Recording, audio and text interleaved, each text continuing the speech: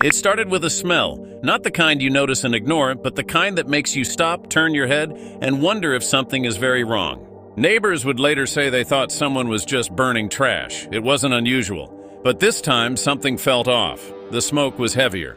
The smell lingered longer than it should.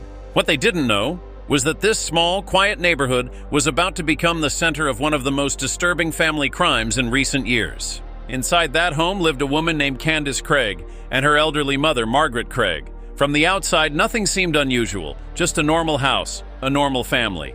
But behind closed doors, something had been building for a long time. Tension, arguments, and accusations that would eventually push everything past the point of no return.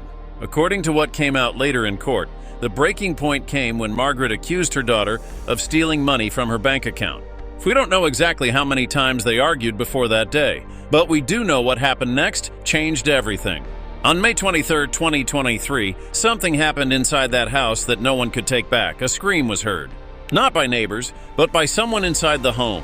That someone was Sally Hardy, Candace's own daughter. She would later stand in court and describe that moment. She said she heard a scream coming from her grandmother's room, a scream that made it clear something was very wrong. But when she tried to get closer, her mother stopped her. She was told to stay away, to not go into that room. Imagine that moment. Hearing a scream from someone you love and being told to ignore it, to walk away, to pretend nothing happened. That night, the house went quiet, too quiet. And by the next day, the truth could no longer be hidden. When Celia finally entered her grandmother's room, what she saw would stay with her forever. Her grandmother was gone. Her body had been placed in a container, covered with a trash bag. At that point, the situation had already crossed into something dark and irreversible.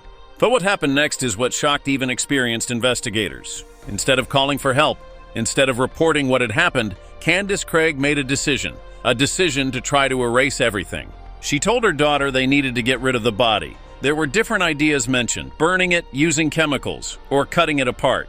It sounds unbelievable, but this was the reality inside that home. Soon after, Candace went out to buy supplies. Things that on their own might seem normal, but together, they told a very different story. Gasoline, grilling items, things that would later be connected to a failed attempt to destroy evidence.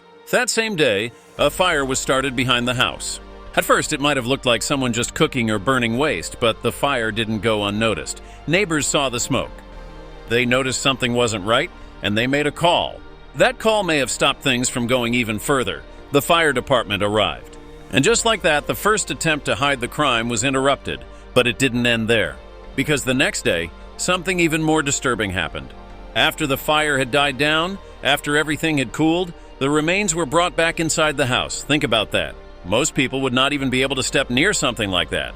But this situation had gone far beyond normal thinking. At this point, the goal had become clear. Make the body disappear, no matter what it takes. That's when a chainsaw was brought into the picture. Inside the basement of that home, something unthinkable took place. The body was cut into pieces. Not in a moment of panic, but as part of a plan to hide the truth. To make sure no one would ever find out what really happened in that house, the remains were placed into trash bags, 3 of them, and left in the basement for days, all while life outside continued as normal. People walked past the house, cars drove by. No one knew what was sitting just below their feet, but eventually something gave it away. A neighbor reported that Margaret was missing. Maybe they hadn't seen her in a while. Maybe something didn't feel right. Whatever the reason, that call brought police to the house. And from the moment they stepped inside, they knew something was wrong. There was a smell. A strong, unmistakable smell that officers are trained to recognize. They followed it down to the basement. And what they found there was something they would never forget. Trash bags, blood.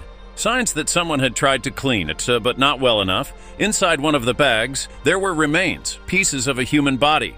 Investigators also found tools, a chainsaw, cutting instruments, cleaning supplies, all pointing to a clear and horrifying sequence of events. This was no accident.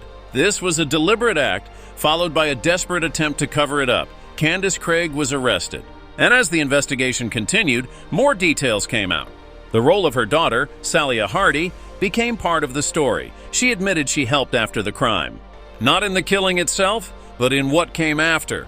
When asked why, her answer was simple and chilling, because her mother told her to.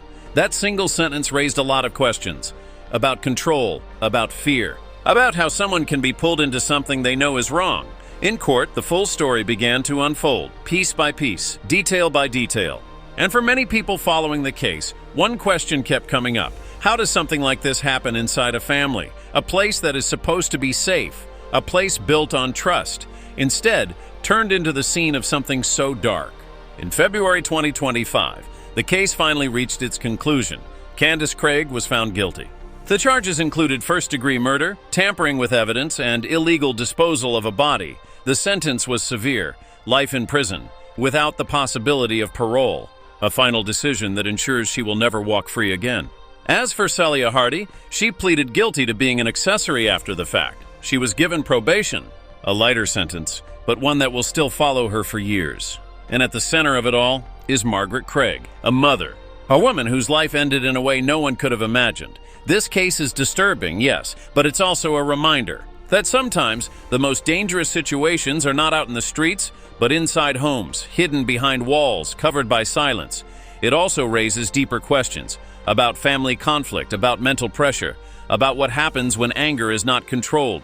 Because in the end, one argument, one moment that can change everything forever. And here's the part that stays with you. If that neighbor never made that call, how long would it have taken for the truth to come out, or would it have ever come out at all? Sometimes the smallest action can expose the darkest secrets, and this time it did.